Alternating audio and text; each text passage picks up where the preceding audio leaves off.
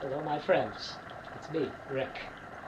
I know it doesn't look like me. I look more like a shaggy dog or a werewolf or something, but it's really me speaking to you from my home here. And the good news is I'm on my road to healing, and back to life is normal. And that's the news. I'm going to be normal again. It takes about 5 to 6 weeks. I've got a brand new hip. They did an awesome job on me, and you're comfortable at home. But I did want to send a little message to you. A lot of people are asking me what happened and how it happened and how I'm feeling now. And so this is a little 10-minute video I hope will fill you in. But the first thing I want to tell you is the whole incident is really kind of turned me on a dime and oriented my life in a very positive direction. I could have gone the other direction and kind of wallowed in negativity and concentrated on all the bad things that happened to me and who did this and why they did this and retribution and all of this. But I'm looking at this in a Buddhist light, where it's, when one door closes, it opens another.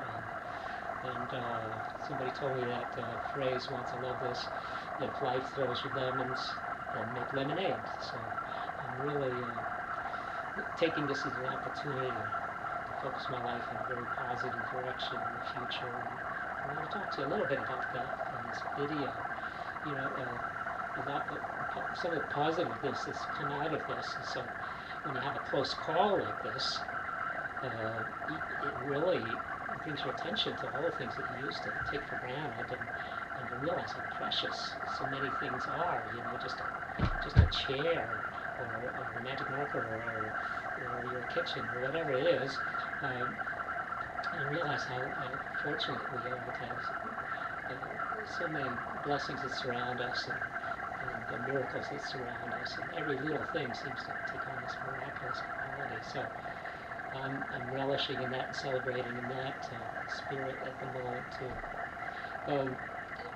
The biggest thing that I feel a celebration of is a connection that I feel with all the people that have phoned me and cooked food for me and sent me cards and letters and well wishes and financial support and the list goes on and on. People from my present and my way past come out of the woodwork, and it just the image I have is that I'm being held in the midst of this huge heart of connected people. They're all sending me well wishes, and believe me, I feel them right here in my heart.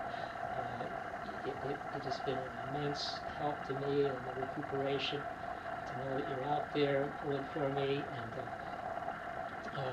you've been an inspiration to me, and when people take the extra effort to write a card or phone me, it tells, me that they can take a little extra effort to do that, so I can make a little extra effort to do my exercises, and the things that I need to do to get my life back on track. So that's been a very positive outcome to this whole thing as well. Another positive outcome is, of course, my life kind of stopped there for a moment, and I had to it was 180 degrees turned around, and that automatically slows you down. And it took me away from my daily worries, and allowed me to focus in the moment, which is the only moment we have. It's the most precious thing we have is the moment right now, and realize how precious that moment is. So that's been a benefit as well. And also, I just constantly, counting my blessings, my friends and my family and my home and all the caregivers that helped me and all the people that reached out to me and primarily my angel wife Jackie, who's just been super. She traveled all the way from British Columbia to be with me on moment's notice, and she's been at my side ever since. So when when you can look at a magic marker and see a miracle, it's a little bit almost overwhelming when you look at a flesh and blood human being who's out there to help you, or a friend. That's that kind of feeling is just really amazing. So that tells you a little bit about where I am now. I wanted, a lot of people ask me how this accident happened and everything, so I drew a little diagram here for you. All right. So I don't know if you can see this, but let me talk a little bit what happened before the accident. What happened before the accident? Before I tell you what I did during the accident. Before the accident, I had initiated a self-fitness routine of walking, and to encourage myself to walk more, I came up with a goal to walk every road in my hometown of Temple, New Hampshire. And I had already started this fitness program, a few weeks before this accident happened. And so while I was doing this fitness routine, it occurred to me that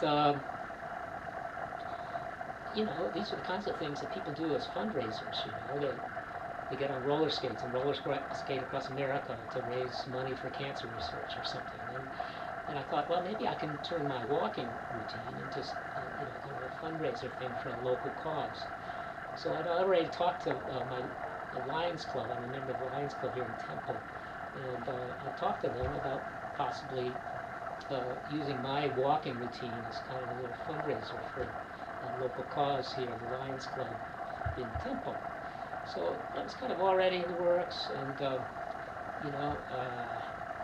so that's the reason why I was out walking on this dirt road out there in the middle of Temple. I was on this walking routine, and also I had don't want to go on and on about this, but I saw a notice on the internet for somebody was giving away some free household items on this road. And my daughter was moving to a new apartment and needed some household items, so I decided I would go out to this road and look at the free things this person was giving away at the curbside, and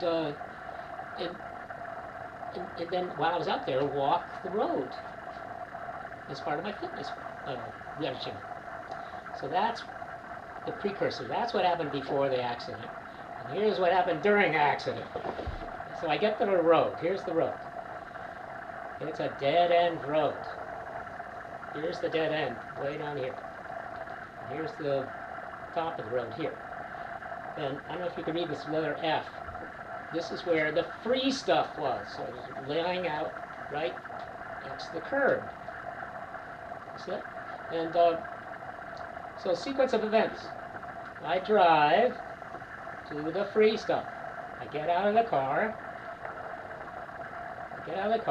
And look at the free stuff. And there's nothing really there that I thought my daughter could use. So then I say, well, I'm going to walk the entire road. So I start from the free stuff, and I want to walk the entire road, so I walk down to the end of the road, the dead end part of the road. Dead end part of the road. And then my plan is to walk all the way back to the beginning of the road, and then walk back to my car there at the F and go home. So this is what happened. I walk to the end of the road, I turn around, and I start walking back this way. I'm walking this way, I'm walking in the left lane like you're supposed to see oncoming traffic, and that's when the accident happened. The accident happened more or less right here. A little bit past the free stuff. All right. So I'm walking that way. It's a beautiful sunny day. Nothing happening. I'm feeling very good and fit. And, it's a fall day. The leaves are coming down. And then all of a sudden, I didn't see anything. I didn't hear anything. I didn't feel anything. just the next thing I know, I'm looking at an EMT who's holding up my shoes and saying, uh, are these your shoes? Because somebody come from behind me, somebody, from down here was driving back out the dirt road and came up from behind me and wasn't paying attention or whatever, I don't know. But hit me, and I was instantly unconscious, and I was lying about 12 feet off the road in a little gully there. And so when I came to, I was looking at the EMT who's holding my shoes up like this, saying, "Are these your shoes?" Because the force of the impact, it lifted me clean out of my shoes immediately and propelled me sideways into this gully. So quite a shock, Anyway, that's the rest of the story is ambulance and going to the hospital, and a couple days later getting my hip surgery, and then another week of rehabilitation, and here I am today. But I got to pause to count my blessings on this one too, because you can see, I'm still Rick, I've got a brand new hip, a nice new high-tech hip in my side, but count my blessings. I didn't get a head injury, I didn't get a back injury, I didn't get a little shoulder scrape, but other than that, I really was very, very lucky. I count myself as a very, very lucky person, and so that's the story of the accident. All right, so now I'm back home, and I'm looking forward to the future. The future, for me, means a few things. Of course, I've been delightfully working for Circus Smirkus, a great organization that brings youth circus to hundreds, thousands of children every year. And I very much love my work. I'm devoted to it. It's my cause. It's what I believe in. And I hope to continue in that vein.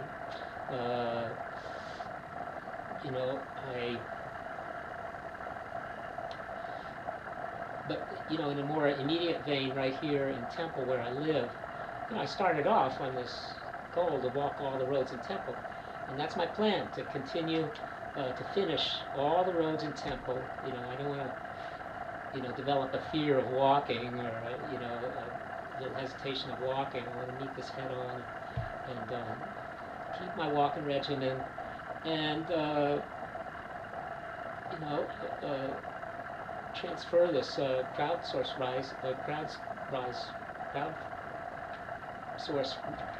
fundraising that's happened for me. I want to transfer that into a fundraiser for the local causes here in Temple. So, I'll be talking to my Lions Club about doing that, and beyond that, I'm hoping that I can kind of initiate a groundswell kind of movement for people everywhere, anywhere, to walk the roads of their own town, so that they get fit, they meet their neighbors, they slow the pace of their life down a little bit so they can see the world around them. So there's just a lot of reasons why walking your own hometown would be a good reason, a good thing to do. Part of my walking regimen was to pick up litter on the way back to my car, and I would always carry a plastic bag with me, so that's another side benefit I'm hoping to initiate with this. But I want to say once again how grateful I am to be here, how grateful I have the opportunity of talking with you, at least through this video.